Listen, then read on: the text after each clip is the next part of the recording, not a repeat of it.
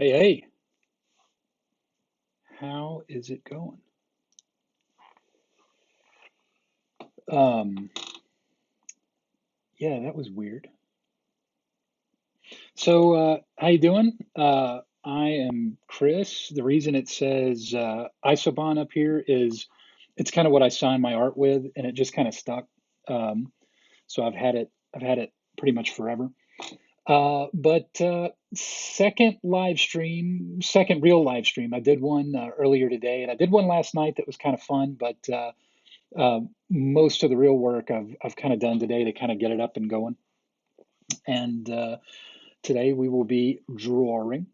Um, and we may have a couple of my friends Skype in at some point and just talk about stuff, talk about art, talk about design, nerd out, maybe movies, maybe Bigfoot.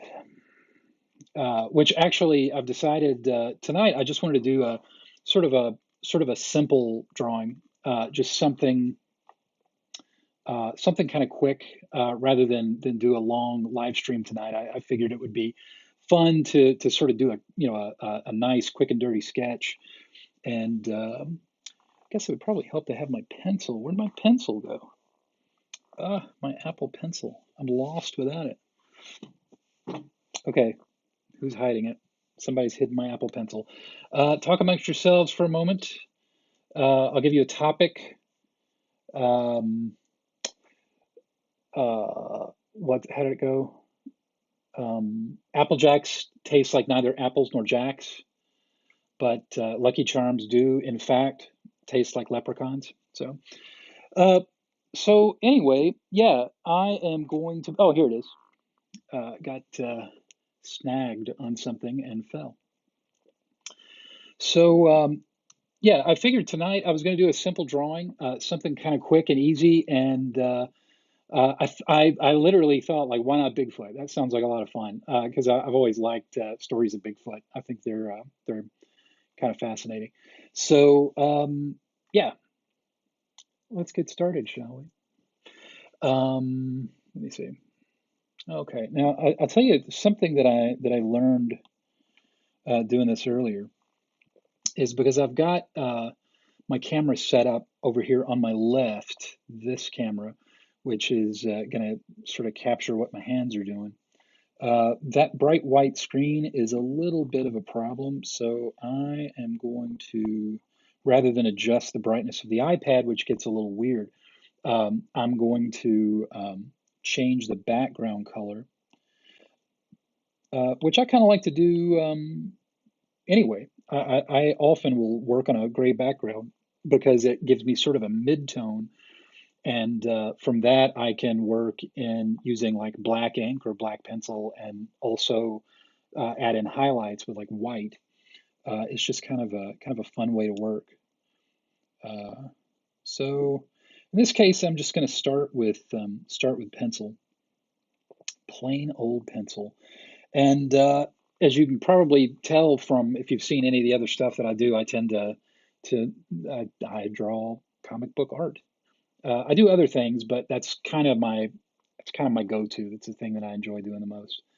So I shall begin. Let's begin by just sketching out here a little bit some possible poses for Bigfoot, and he's definitely gonna be kind of a comic book take on Bigfoot, and I kind of want something that's gonna be almost a little bit Jack Kirby. If you know who that is, you're awesome. Um, One of the trickiest things I've always found about trying to trying to do this kind of comic art is, it's possible to use references and to do very realistic art. And it's I think it's important to know how to do that. But at the same time, I think the types of art that really sticks with us is the sort of art that isn't just realistic. I mean, because you know, the stuff that you remember when you're growing up reading comics, the stuff that you really remember about the comics isn't how accurate, you know, the anatomy is, or how, um, I don't know how to explain it, not how, you know, technically precise it is, even though that is important, and it is really important to do that. But I think that the thing that you really remember when you think about art, when you think about comic art, is you remember sort of the excitement of the composition, the way it the way it seems to really jump off the page. And so, now don't get me wrong, you know, I am totally an amateur in this. This is something that I've just, you know, I'm a, you know, designer by trade, a graphic designer, creative director. I've got a newly minted my own uh, uh, Butler Digital Studios, which I do creative design and all kind graphic art and all kinds of stuff for people. But the stuff that really gets my engine going is comic book art, and it has since I was a kid. Um, and I can tell you that the absolute fundamental place to start, if you're ever interested in learning how to do comic book art, is Jack Kirby. Uh, you cannot do better than Kirby. I mean, this is the guy that sort of started everything. I mean, there were others before him, but man, it's you just can't. There's just something almost. There's just something almost supernatural about that guy. Like he was tied into another reality or something. Um, but so yeah, so this is definitely going to have a little bit of a Kirby sort of influence to it. And in part, one of the things that you always sort of look at when you look at Kirby's art, and you know that you know that's Jack Kirby, is his use of really extreme perspective like this. Uh, he would he would just have, you know, characters with like fists and feet and just thrusting through the panel where it's just unmistakable. And the really interesting thing about Kirby too is that the dude was not now he knew his anatomy and he knew how to draw anatomy. But what's interesting is when you go back and you look at some of the panels that Jack Kirby did for Marvel and for, you know, for everybody, um, the thing you notice is that he doesn't let the precise anatomy, the need to be precise and perfectly accurate, get in the way of a good composition. The composition comes first, and it's such an important lesson, I think. And I try, I mean, but it's kind of, you know, that's hard to do. It's you know, that's a tall order, so to speak.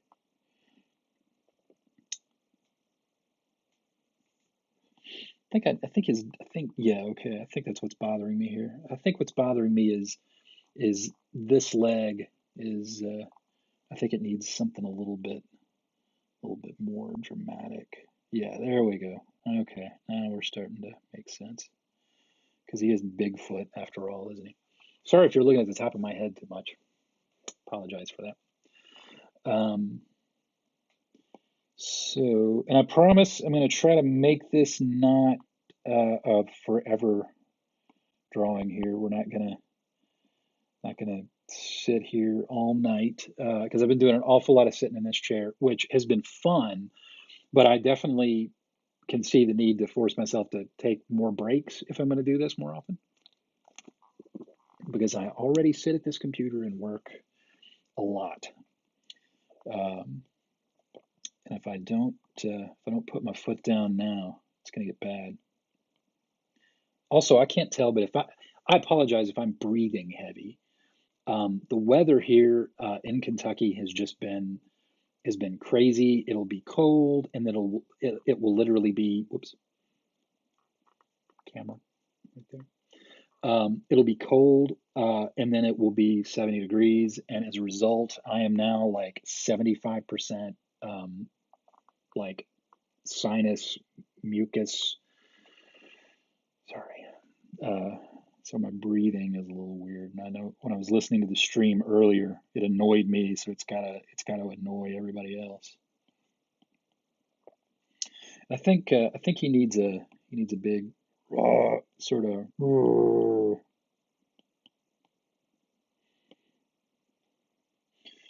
There we have it. I'll tell you what I think I'm gonna try to figure out. Yeah, okay. Yeah, I'm not digging this either. Close. There we go. To do something different with his hand. Oh, okay, I got it. This is what it's gonna be.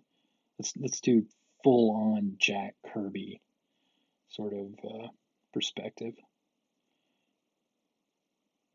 All right. Now obviously, I'm being pretty loose with the drawing here. Let me tip this down so you're not just staring at my noggin. It's one of the issues about doing this kind of thing is it's, you know,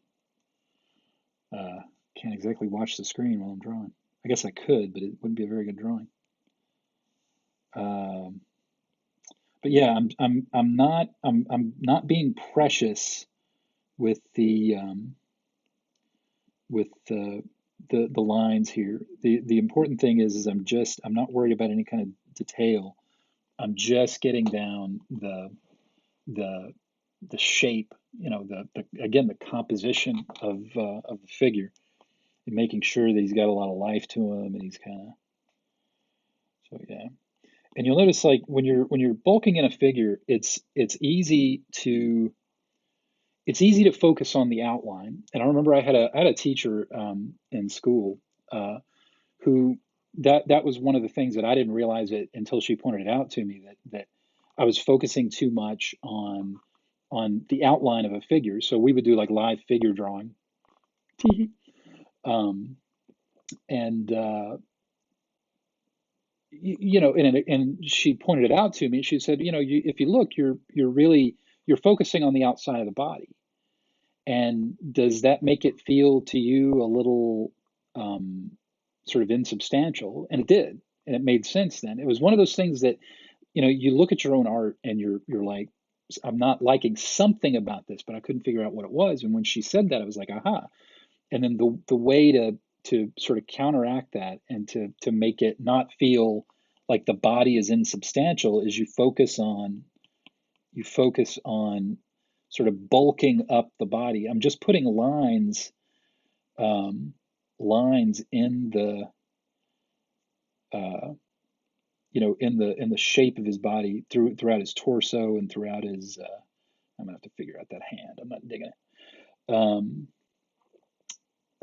That sort of clue me in visually that there's mass there. Instead of just making him a ghost and just focusing on the outlines, I sort of do these lines that kind of follow the curve of the bulk of his body. So I guess we better start figuring out some details on his face here. I think he's going to have sort of a big flat nose.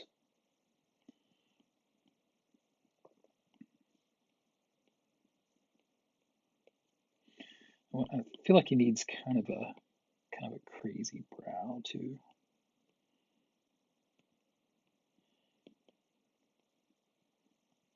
And you'll notice when I'm drawing his mouth right here, you see how I'm focusing a lot on those side teeth, or on the side of the teeth, like where the molars are, to give the mouth some depth, just like so.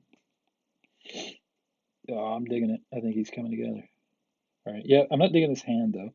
So with fresco, um, uh, you've got erasers, but a lot of times if I'm bulking in and I'm at this point, I don't really need to be all that precise with it. So if I want to get rid of that hand, I'm just going to hit this selection tool, and then I just circle the hand and then just erase it all at once.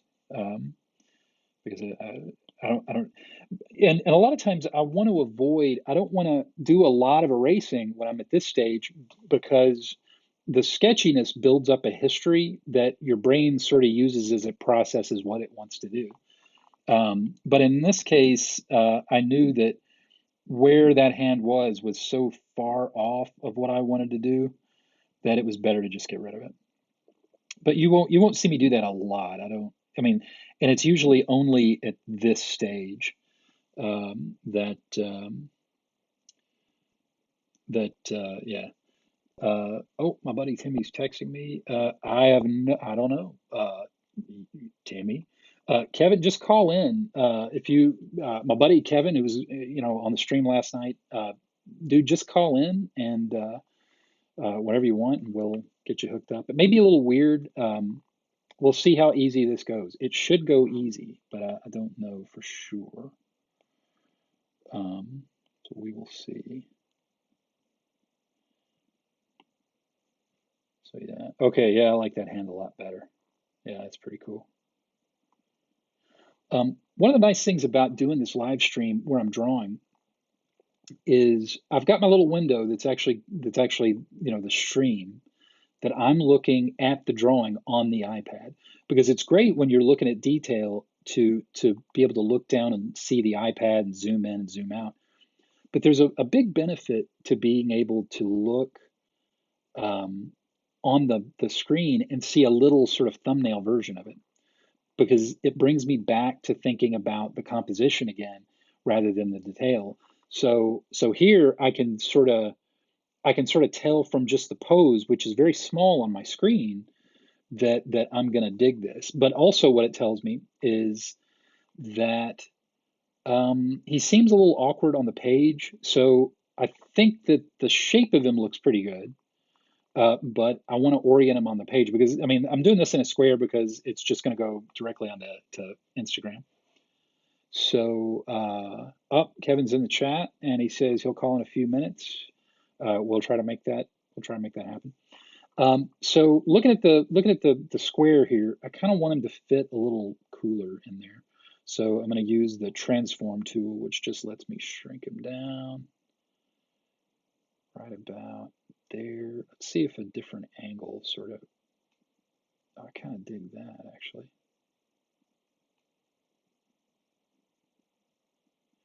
Now the one thing that I notice when I'm looking at him like this, okay, yeah, I kind of dig that. And I think I need to flatten his foot out a little bit more. So it's sort of more, whoa, whoops, cancel lasso. That's what happens when you forget to change tools. There we go. Gonna flatten his foot out a little bit more. I'll probably have to readjust the angle again. But then also what I notice when I'm looking at him here is I like the face, but I feel like he's looking to the side too much, and I feel like it's going to be cooler if he's looking straight ahead.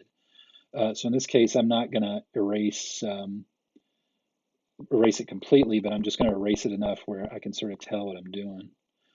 And I'll draw and you'll notice I put that sort of cross there because that sort of tells me that's right between his eyes. Um, and there we go. Okay, I'm going to do sort of he's got sort of that sort of wide nose, that kind of gorilla-ish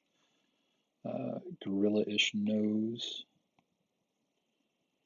Okay, let's do some teeth. Okay, now I think I'm going to do something a little different for his teeth here. I want his mouth to be big because I really want to accent the fangs.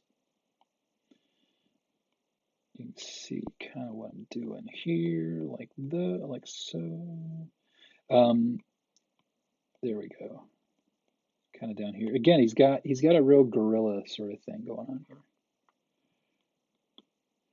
So some indication for where his cheekbones are going to be. At this point, really, most of the lines that I'm making are really just to kind of tell me where the big stuff, the big block, where's his nose, where's his eyes, that sort of thing.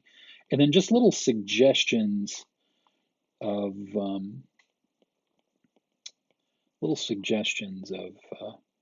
of detail.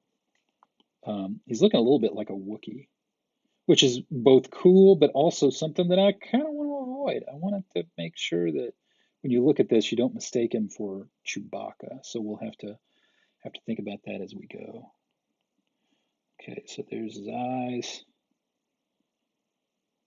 Okay. And here and there. Yeah. What I think what makes a figure like this sort of stand out as being really dynamic, that keeps it from just looking flat or looking um, is like in this case, I'm always looking for places where I can sort of insert motion. And in the case of Bigfoot here, he doesn't have any clothes, so there's no big robes or cape or anything like that. So the way you kind of give him motion, even if he's just sitting there, is with the fur. So I've got his fur sort of flowing around him. So it looks like it's sort of going. You can almost imagine that it's like, as he's moving, currents of air are kind of pushing the fur in different directions. Just makes it really dynamic. Makes it kind of more. Okay, I'm going to give him some big claws here because why not? There we go. Obviously, these have to have great big claws. Claws, claws, claws. There we go. All right, what are we? We're at 21 minutes. Let's shoot for, kind of want to shoot for no more than an hour max on this one. And that's really because I haven't even eaten anything. Um, and I'm a little bit hungry. But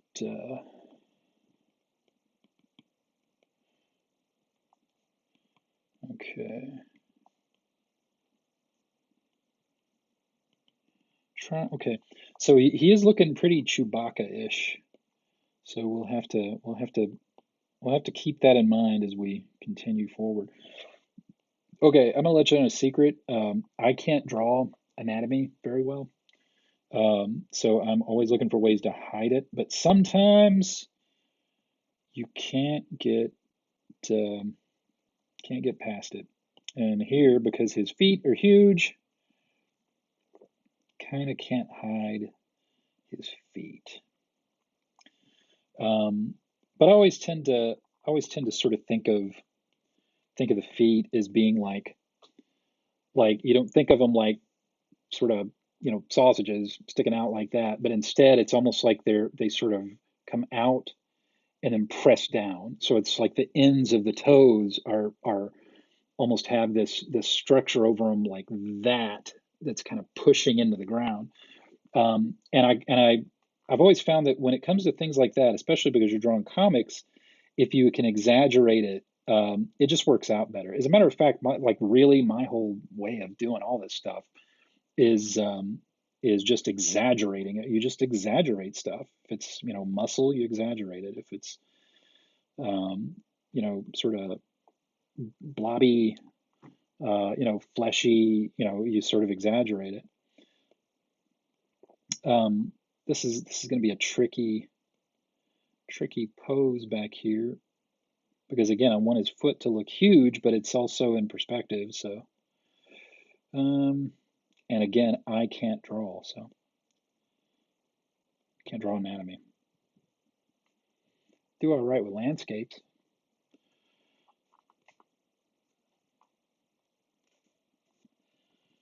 Okay. Oh, Timmy. Hey, no problem, man. Thanks for. He wasn't able to join on the Skype, but he's been watching, and it doesn't look like he's gonna be able to join. So, no problem, man. I appreciate you watching. Um, totally understand. Okay, so that's pretty cool, I think. Like you see me sort of when I make these lines right here, I'm sort of looking for that plane. There's like a plane that I'm trying to find uh, when I sort of define it like that, and it tells me kind of how the shape, the sort of geometry needs to look. And And the trick is, and this is something else that I think I kind of picked up from Kirby, is is the anatomy and the perspective and all that doesn't have to be perfect every time if it's done confidently. And that sounds really pretentious and stupid, but it really is the truth. It's sort of like a really confident, strong sort of composition can make up for, you know, mistakes and perspective, or just having fun with the drawing and just really making it strong. Um, I mean, I can think of so many examples of comic book artists, and creators that I love, that's how it works. Oh, Kevin's texting me. Sure. Hey, yeah, dude, you call in whatever you want. I'm just going with the flow here. I'm just talking as I go, so we can talk about anything. So you feel free. Because actually, I kind of want to try to. I kind of want to. I want to try to, sort of pick up a call in process and see how that works. So I might as well jump in with both feet. So theoretically, I will be getting a Skype call here in just a second. But anyway, yeah, it's confidence, like a confident drawing, and something that where there's a lot of sweat equity into it, will make a huge difference in how the you know in how the art sort of comes across to the audience. So just go for it. Do extra stuff. Oh, here we go. Let's see if I can get Kevin in here. Hello, sir. Hello. Oh, I think we've got you. Well, Good that deal. was that was super easy. I thought I was going to at least have to make a setting, but you appear to be broadcasting. Okay. I hope I wasn't so. sure how I was going to work. I didn't want to interrupt what you had going on there. I'm done now, man. Okay. I think no, I'm just kidding. No, no, it's great. I'm glad you called in. It's because I've been on a roll, but I mean, it's you know, I really I never want these live streams to be like a lecture, and I think I was starting to sound a little lectury. I want these to be kind of fun and more of a hangout sort of thing. So let's talk about Bigfoot. So much to be said. So much to be said. Actually, well, true story though is I'm sitting here drawing Bigfoot, but you're actually from a location that has its own story. Yeah. Grew up in Spotsville, Kentucky, and we didn't even realize that there was a monster from that area, a legend Yeah, of a monster until like 10 years ago or so. yeah, and We it were listening to Mysterious which is Universe. funny because yeah, which is funny because we always love these topics. Like yeah, like you said, like I listened to best podcast in the world, Mysterious Universe. Uh, Absolutely fantastic. I mean, and you and I both have listened to Mysterious Universe. I I guess mean, close to 15 years, I oh guess. yeah, iPhones didn't exist yet. I don't think Yeah. YouTube existed yet. Yeah. Yeah, and just the most fun podcast, best podcast. Sometimes it's spooky. Most of the time, it's really funny. Yeah. And so we've always I love those kinds of topics. I love like Bigfoot and everything. Yeah, me Uh, too. It's all fascinating. yeah, and then you found out just fairly recently, or not recently, but just in the last couple of years that holy cow, there's a Spotsville monster. Yeah, it's called the Spotsville Monster, and apparently there was like a Bigfoot type creature that was discovered or seen back in the 70s, I believe, in that area. Um, And has there right been where I anything grew like? up, Is there ever anything like since? I don't. I don't think so. No. Yeah, it's now. You know what is interesting is I was looking at. I wish I could remember. I was just browsing one day and I was looking at something like I don't know. There's like some reporting center where they talk about you know people are supposed to be able to call in like their Bigfoot thing, and of course most of them are just like I saw a thing and there was a thing and it was a shadow, but maybe it was a monster. But there was one actually. There it was kind of interesting that was fairly recent. I think I want to say like it's in the 2000s, in the 21st century, where somebody said that like something like Bigfoot like ran out in front of their vehicle, and this was in the county that I grew up in. Oh, well. Yeah, I'd never heard this. I It don't was know. pretty cool. In Hart County. Never heard of Yeah, that. yeah. But And neither had I. I don't know if I don't know if I'd told you about that. I was like, oh, that's so cool. I gotta tell Kevin. That's gonna be Yeah, how could you not have told me? I don't know. It's you know how it is. Yeah, we've But known each other for yeah, so long and worked at Mammoth Cave before that, yeah. which has its other stories. You know, it's oh, that's right. Yeah. For anybody in the stream, uh, Kevin and I know each other because we both worked at Mammoth Cave National Park. We were both guides, and yeah, I mean, it was incredible, just an incredible job, a fantastic experience. Um, and and honestly, it was one of those things that really had no downside to it. Well, I mean, the only downside was the pay wasn't, you know, I mean, you're not going to get rich doing it. Yeah, But at the same time, I'm sorry, go ahead. What were you saying? still one of my best jobs for sure. I mean, your office was the Oh yeah. cave or outdoors and Well, plus you're like in the best shape of your life because you're walking like, 6 miles a day or something crazy.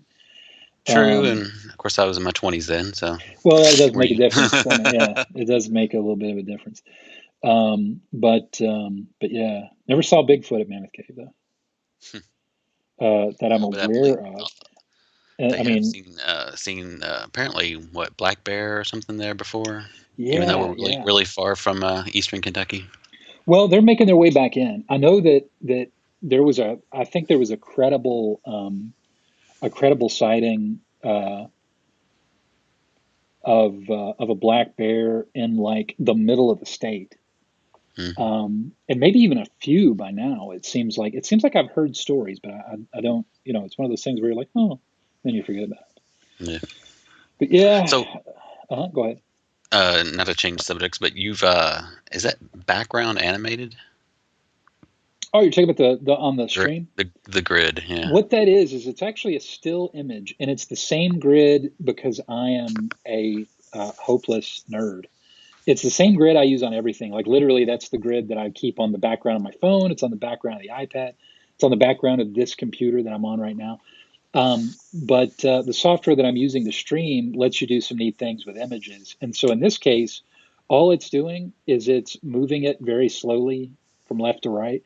But because of the aliasing of the, or I'm assuming it's the aliasing of the pixels, it Hmm. makes it almost looks like it sparkles, which I actually like better than if it was just moving. It looks like it's like yeah, moving. Yeah, it looks like it's more animated than it actually is. It's really, in reality, it's just moving slowly from one side to the other. It's cool. But yeah, I thought it turned out all right. Um, so I think I'm kind of good for um, for this. I think it kind of let me give him a little bit of a sort of a hint of a ground. Okay. Very Uh, vicious looking Bigfoot. he is an unhappy Bigfoot. He looks like Chewbacca went to the dark side. Yeah, it Um, is kind of Wookiee-ish. he is Wookiee-ish, and I think I'm gonna be okay with that. I mean, because it's yeah. Let's just go. Let's roll with it. Uh, Tarful. Tarf was it? Yeah, Tarful. Oh, that's right. Tarful in Revenge of the Sith, Yeah, right? that He was was like the obscure chieftain. reference. Yeah, oh yeah, he was a chieftain of the Wookiees, right? Hmm. Okay, so what I do now is you can see over here this panel that I just popped up. These are the layers. So that gray layer, the bottom layer is just like an image layer, which I don't usually use. Then the middle layer here is the gray background that I added so that it wouldn't be too bright on the desk camera here. Looks a little bit better. And then this one is the top. That top square is the layer with the actual drawing. So what I want to do though is now this is sort of the pencil layer, and this is the way that comic books have sort of been done for a long time for the most part. Is you do the pencils and then you do inks. Well, when you've got a digital tablet like this, you don't really have to do it that way. But I I kind of like doing it that way. So I've literally used the pencil feature in Fresco here to give me pencils. which very often, in comics, they wouldn't use a regular pencil. They would use a blue line pencil. It was like a non-reproducible blue. And the reason you use that is because when it would go through the process of having it printed, um, the blue would not print, uh, but the inks that were put down on top of the blue line would print just fine. But of course, this is all digital, so we don't have to do that. So I can use just kind of a regular pencil. But now what I'm going to do is I'm gonna decrease the opacity here because I don't need to see it that much. That layer is just a suggestion for what comes next. And what comes next is I add a layer, and you'll notice that I hide the layers like this by tapping that button. And the reason I do that is because the iPad is pretty fantastic when it comes to palm rejection, but it's not quite perfect. And it's just not quite perfect enough that I like to get the layers out of my way in case I accidentally tap them and I'm working on a layer other than the one I want to be working on. So I just get it out of the way. And usually also at this point, once I select the tool that I'm going to work with, which in this case is going to be the pen, um, I'm also going to click this button up here in the top right corner and just make the UI go away. Okay, so now I've just got one layer, and again, I'm working on the ink layer. And I've got my ink pen, and I just tend to almost always start with the eyes. I don't know why. I don't guess I have to. Um, but the interesting thing about this dude is like with doing all this stuff digitally rather than doing it with a traditional pen and ink, you have the ability to be so much more precise. Uh, but I've actually found that the more I do this sort of thing in fresco, the more I like being the opposite of precise. You know what I mean? Yeah, that's my problem is that when Yeah. I'm drawing and they get a little too precise. So what I like is I like the fact that I can be sketchy with it. I don't really want it to be perfect, and I just want it to kind of look like a natural line. Hmm. It is pretty cool that they have, so many different brushes you can download and bring huge assortment. Yeah, yeah. I need to play with more of them too. Yeah, Um, I've appended several to my favorites. yeah, there's like these manga brushes that are really cool. Yeah, yeah. Yeah, I like some of the more abstract ones, the kind of grungy looking ones. yeah. What's kind of wild about this whole process, because I've got the pencils underneath, and then now putting down the inks, it's sort of like the style that I do with the pencils isn't necessarily the same style that I'm going to use with the inks. So it's like what I notice here is like when I did the penciling underneath, it was more simplified and a little bit older school comics, a little bit John Romita or Jack Kirby. But sort of what I'm doing with that, with the ink layer here, is a little bit more modern looking to me. Like like this feels a little more contemporary than it does more vintage comics. But I really like that. Like it's to me like that's the way it needs to be. Hmm. Ah, He's got some man, fangs on him. he does not have a problem eating steak. Um, That'd be kind of cool if you kind of turn this into a Yeti. oh yeah, yeah. Be Like, kind of different, make him white fur and bluish. do you know? I got to tell you, like, I think what I would do is I don't think now that you've said that, I may do another one and make him a Yeti because because now that you say that, I realize I don't think this is what I would do for the Yeti. What I think I would want for the Yeti would be for this would be really cool. Like his neck and his back is much furrier. So in other words, he's like sort of, you know what I'm saying? Like it's kind of Hmm. built up. But good call. I may have to do. I may just do a whole, since we were talking about like Mysterious Universe and like, I think they're called cryptids, like mysterious animals and stuff. I may need to do like a little series. Um, That'd be and cool. Yeah, like a series of cryptids. Uh, Chupacabra. Chupacabra. Um, oh man, my earbuds are dinging that they're almost out of juice. Did you Uh, have you ever gotten those new earbuds yet? I have not. They're on order, and oh, I'm bummed. Hmm. Um, I mean, I know that the earbuds are like super super popular, and I can understand why because these are old. I got these almost as soon as they came out, and they have served me well. But I mean, anything, especially with a battery this small, after a time, it's just not gonna. The battery's gonna wear out. So actually, man, I hate to do it, but I think I'm actually gonna have to let the Skype call go because I'm not gonna be able to hear you. Oh, okay. Like So right now? we'll figure out something else. I think I'm probably going to stream for about another 20 minutes or so. Okay. But yeah, because it's dinged twice now, which means I'm probably about to lose you. But hey, thanks for calling in, man. We'll definitely we'll figure out how this ends up not being a problem. I may go back to Okay. the headset. It's just that headset's so uncomfortable. But yeah, thanks for calling in, man. Okay. See ya. See you, dude. Bye. That was Kevin. Yeah, Kevin's also he's also an artist, by the way, and uh, Kevin is a good buddy of mine. We have known each other now for 20 years. It's weird to think that, but yeah, we started at Mammoth Cave, and that was a heck of a job. Good times. Highly recommend it. I actually went back to Mammoth Cave for the first time in quite a while.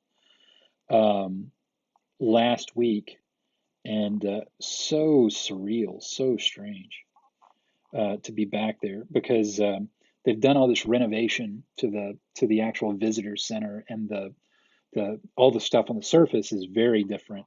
But obviously, the cave, still the cave. I've spent many an hour and walked many a mile inside Mammoth Cave. Mammoth Cave is, I think now the total is up to 400 miles of cave have been found. Um, that's a little. People always ask. That's a little deceptive as far as what that actually means. It doesn't stretch out. Sort of think of it like when you're talking about the mileage of the cave passageways. Um, it's kind of like a big bowl of spaghetti. So it's not stretched out. It doesn't go from here to Daytona. It's it's just all windy and twisty and sort of in an area. I mean, it's a big area. It's a really big area, and we don't know obviously how much more there is. As a matter of fact, a very common joke. If you ever run into a Mammoth Cave ranger, um, one of the jokes or one of the questions we get all the time was how much or how much of this cave is unexplored or is undiscovered. And people would ask that completely unironically, not realizing that how on earth would we have any idea how much of the cave we don't know anything about? Yeah. So anyway, now I know earlier I had said don't focus on the outlines, and here I am focusing on the outlines. Uh, that's because in this case, I have the pencils underneath that are sort of telling me what I need to do. I guess I need to take these out and let them charge. I've got the pencils underneath that have sort of told me where the. But because his outlines as a Bigfoot are so weird and sort of he's all hairy and bushy. I kind of want to define the direction and the shape of all that fur first, because it'll actually, in this case, sort of help me figure out the stuff that does go into the bulk of the figure. So it's a little bit different from how I would do, say, if I was, drawing, I don't know, Captain America or something.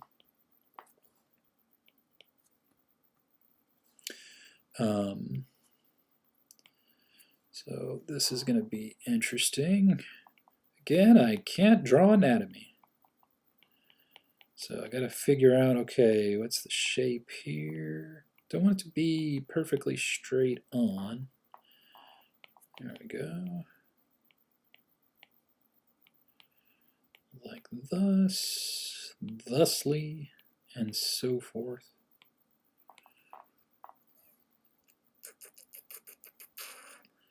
Wow, this is 45 minutes into the stream, and this has gone fast. I now see what all those YouTubers have been saying forever about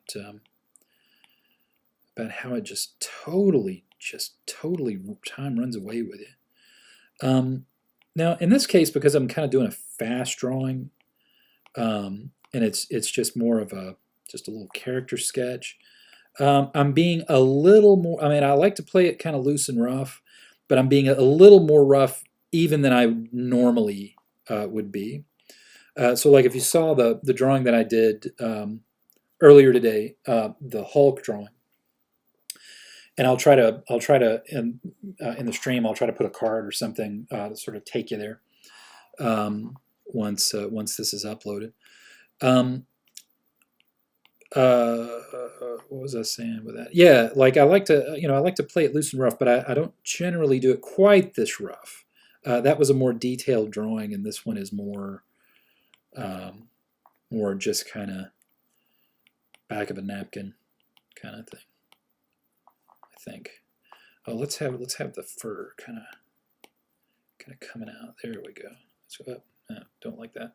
Go away. All right.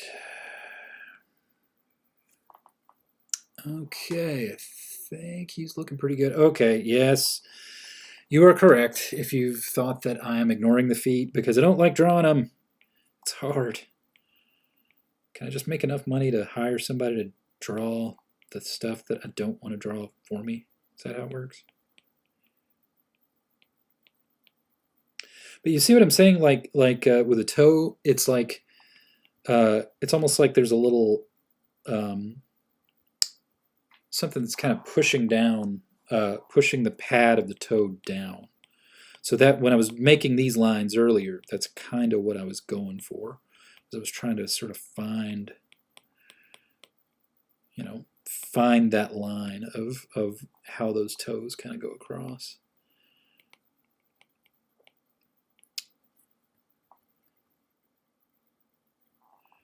Bigfoot. Yeah, this is where I need some music, guys. Keep that sort of loose and probably go back in and fix it later. Okay, now because I need to start thinking about whoops, where did that come from? Oh, I get what that was. Okay, this is me learning. So that is something that belongs down here. There we go. All right.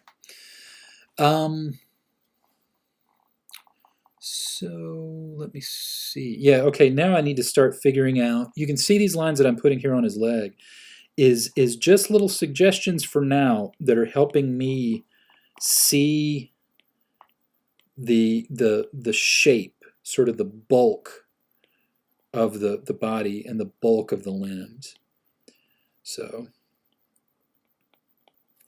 and I think earlier, if you'll remember, I was saying that I'm trying to find a way to make this less Wookiee-ish. He still looks a little bit like a Wookiee, but I think one of the things that's sort of setting him apart from just being straight up Chewbacca is once I started getting into this, I started realizing like, oh, like his fur is crazier, like it's sort of visually wilder.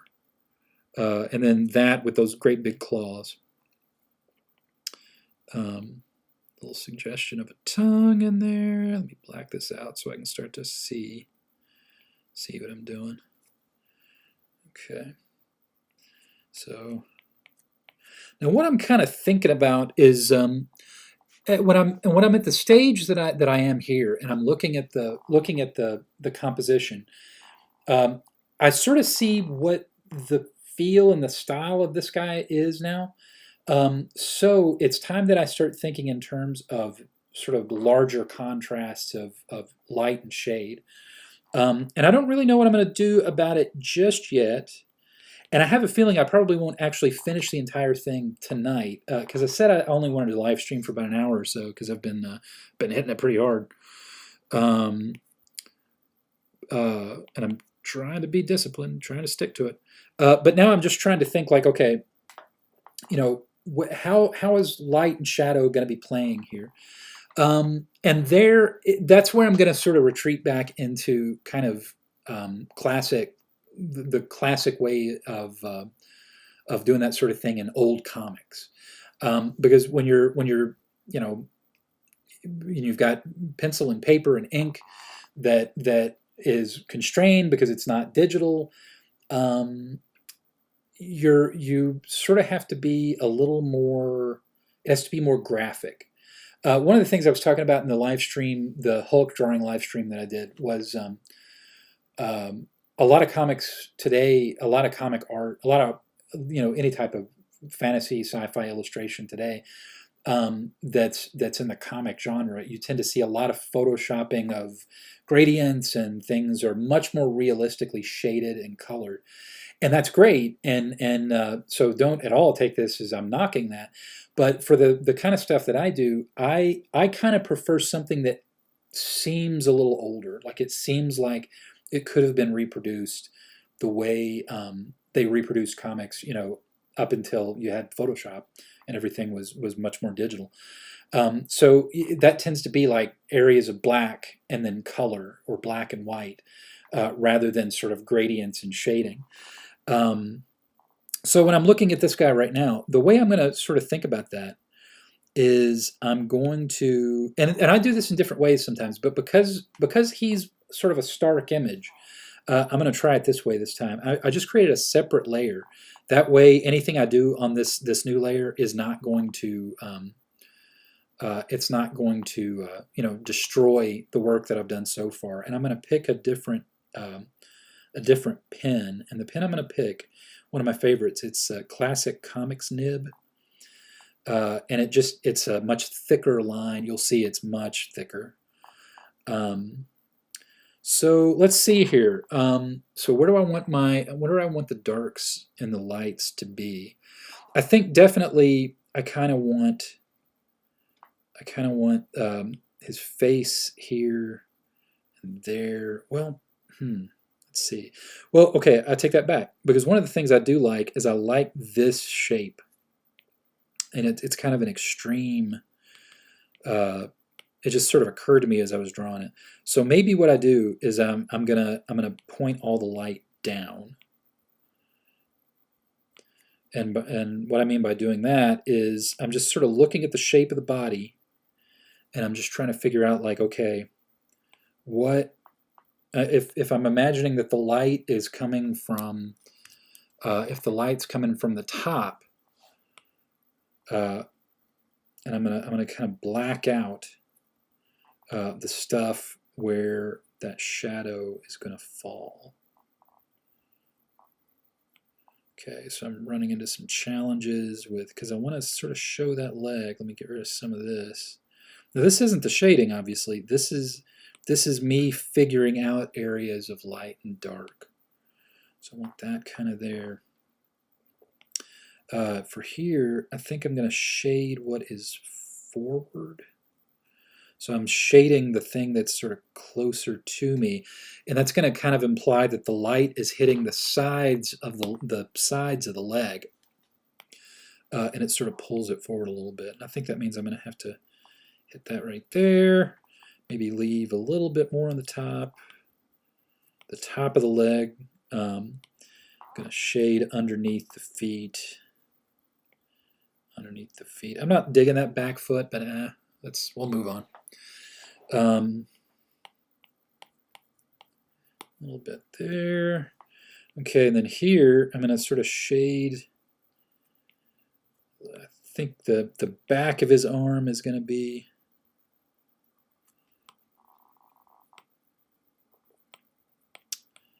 So yeah, maybe the inside of that leg right there. I think his hands in general will be dark. That just kind of makes sense. You sort of think of it like a gorilla. So like underneath his fur, which is brown, the actual skin is much darker. But it kind of run into a problem here because that's a lot of black space. So I'm just going to break it up and just sort of figure that out as I go.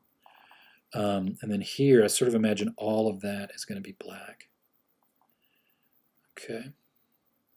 So yeah, not digging that. That needs to go right about there. Okay, so it looks like now again, like I'm just kind of as I look back and forth at the monitor here, I'm just trying to see,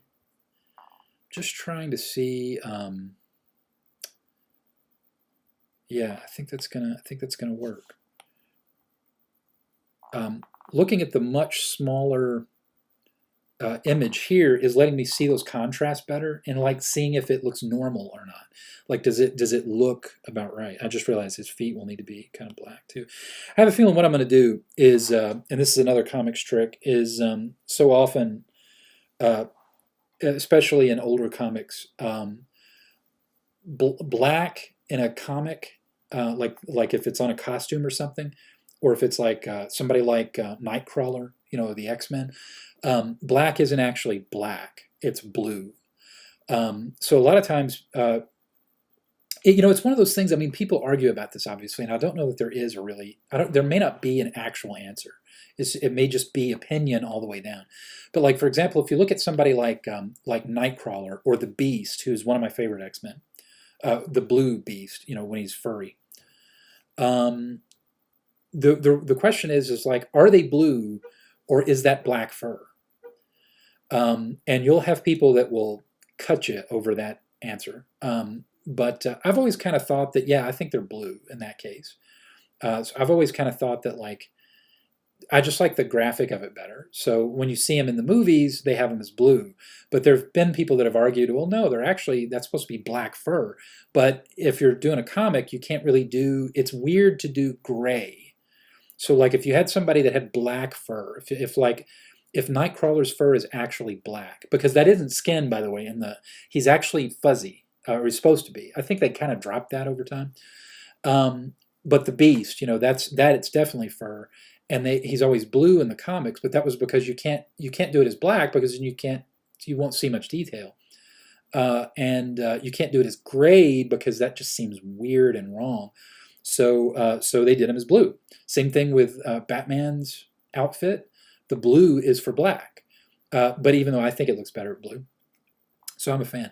And then there's even, I think, like with Spider-Man, there's a question, like originally I think it was actually black and red, but then it was done in blue so much that it became blue. Anyway, I just went on a huge, long, I don't even remember how I got started on that. Oh, yeah, so here I'm going to do kind of one of those cheats where his fur is going to be brown, and I'm not going to color this tonight. We'll do it maybe in a live stream tomorrow, like a shorter one.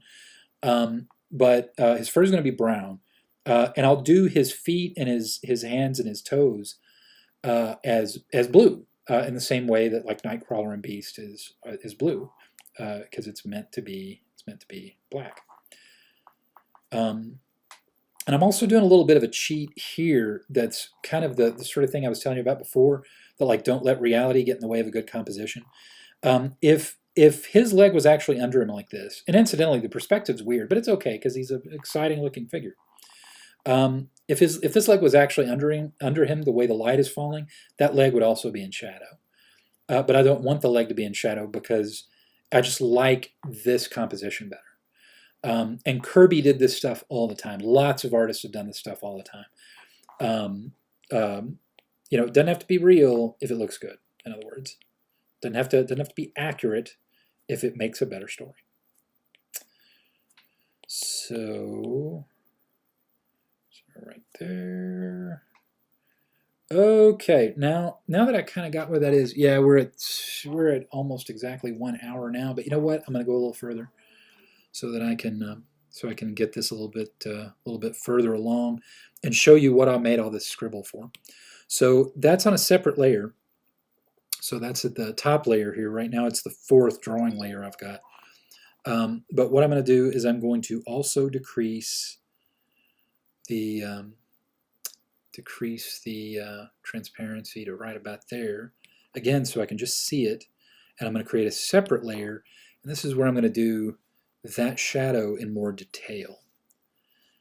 So I'm going to use the same pen though, because it's kind of easy to work with, and just kind of start filling it in. This is the part where I'm always kind of worried in a live stream like this, it's just going to be a little boring, because you kind of start thinking about it more.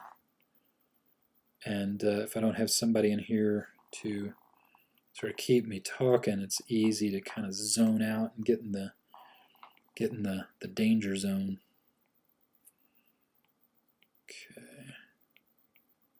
Okay, I think all this is going to be black.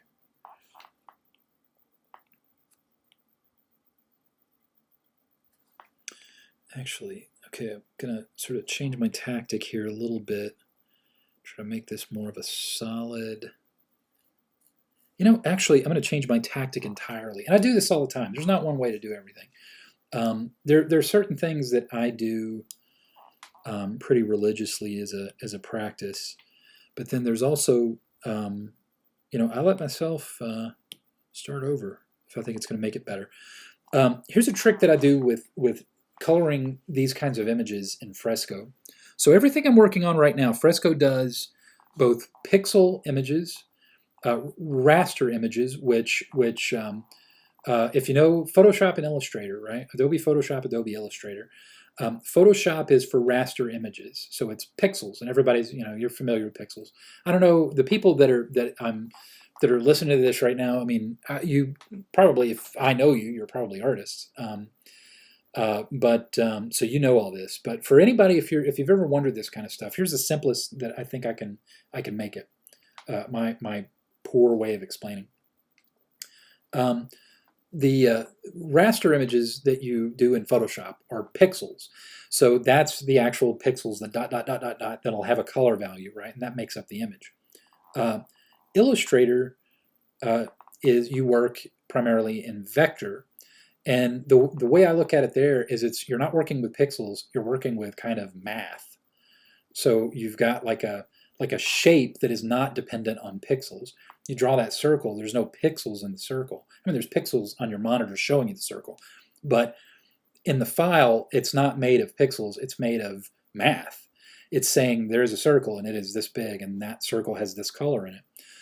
And that's why with vector art, you can rescale it and you're not going to lose resolution because there isn't any actual resolution to it. It's just math.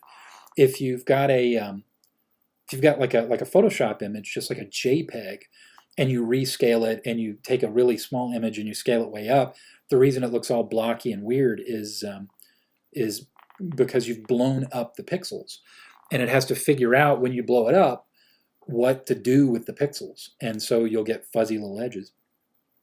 You blow up a vector image, you're not going to get that. So it also means other things too, like when I'm drawing here, let me see how much I can zoom in. So there you can see the pixels, and that's because everything that I've done so far is on a pixel layer. And there's a little icon, it's kind of a little too small, and I don't have a way of zooming in. There's a little icon next to each layer that has these little dots in it, and that means it's a pixel layer. But that will give you, as you can see, all those little squares. I'm looking at the pixels. Now, there's a weird thing that happens when you try to fill in a shape that has this kind of pixelization. The reason those colors are not, or those blocks are not all the same color, is because of something called anti-aliasing, or aliasing, I should say. And those little blocks are the software trying to figure out where that one color and one color ends and another color begins. And it's not perfect when you're working on an image like this. So it sort of grays out. It's slightly blurry. And when you zoom into something that's slightly blurry in Photoshop or in Fresco here, or in a JPEG if you're looking at a preview, blurry is that aliased sort of look. So here's the problem with that is, okay, there's a paint bucket over here that lets me fill with color. So just as an experiment here, let me go back to that layer.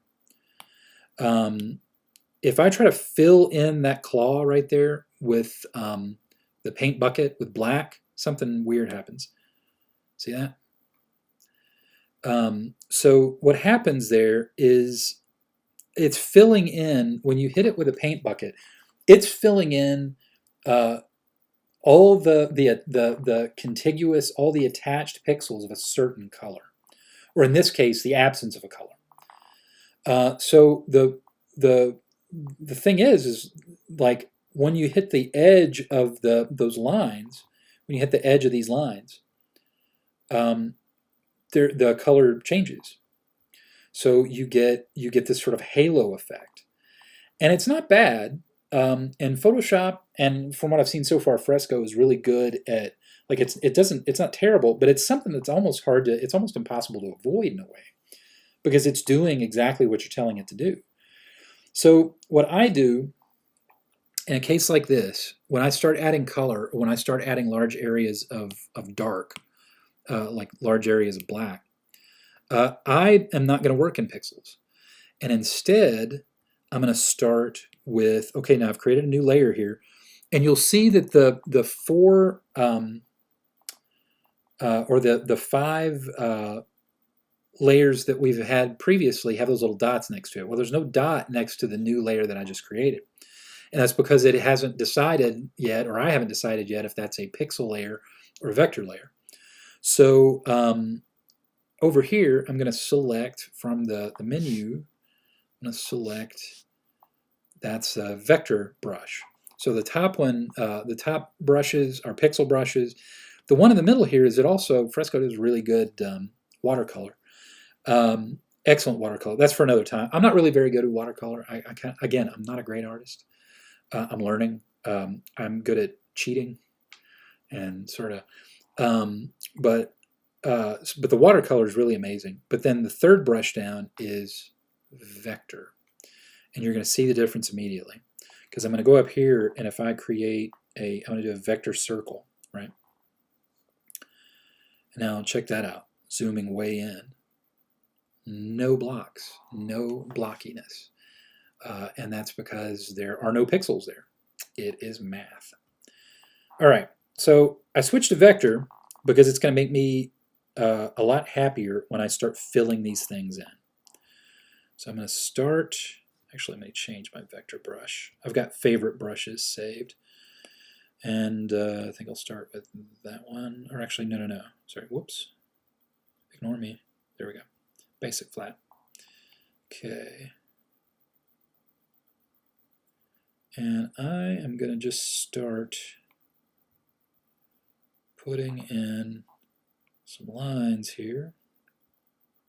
This part may be a little boring because I'm doing my thinky thing. But you will see. Okay. So I just filled in all that area. All right. The reason I did that is because now that I've drawn a vector shape. You can't see it because it's black on black. But when I hit the paint bucket now and I fill that, it destroys itself. Okay, all that means is it filled the entire thing because I left a gap somewhere, easy to find. I'm just going to go back to the bottom layer here. I'm going to reduce the opacity so I can see. Yeah, I can see. Oh, I left several gaps because I'm not paying attention. All right, so fill that gap in, fill that gap in. Is there any more gaps? No, I don't think so. Now I can fill it in. There we go. And I'll bring the opacity back up here. There we go. So now you sort of see where it's going. All of a sudden, this is way more sort of strong graphic, right? Whoops. All right. So I'm going to go back to my vector brush and start filling this stuff in.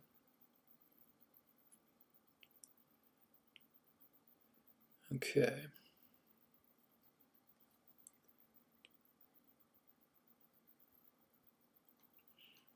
Should probably put underwear on him, you think?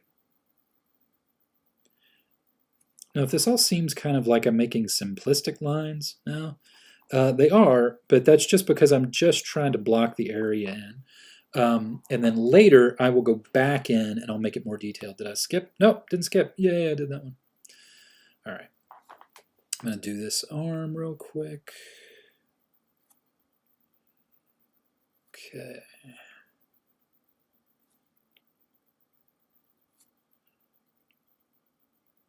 Okay. A little bit more.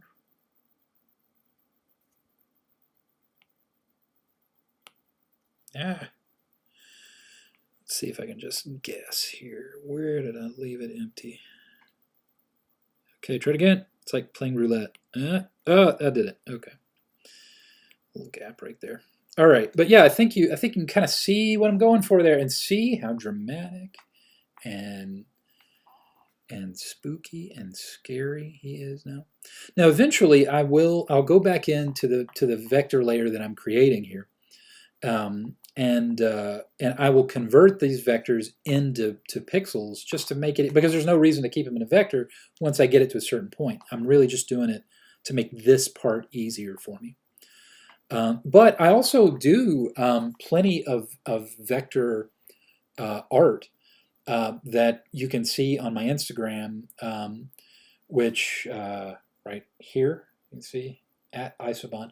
I do a lot of vector kinds of stuff because I don't just draw, comic book art. I also, I'm a designer, graphic design, and sometimes you want like a really clean drawing. So go check out my Instagram. You can see more of that kind of stuff. So yeah, I think we're really far along here. But you know what, guys? We're now it's an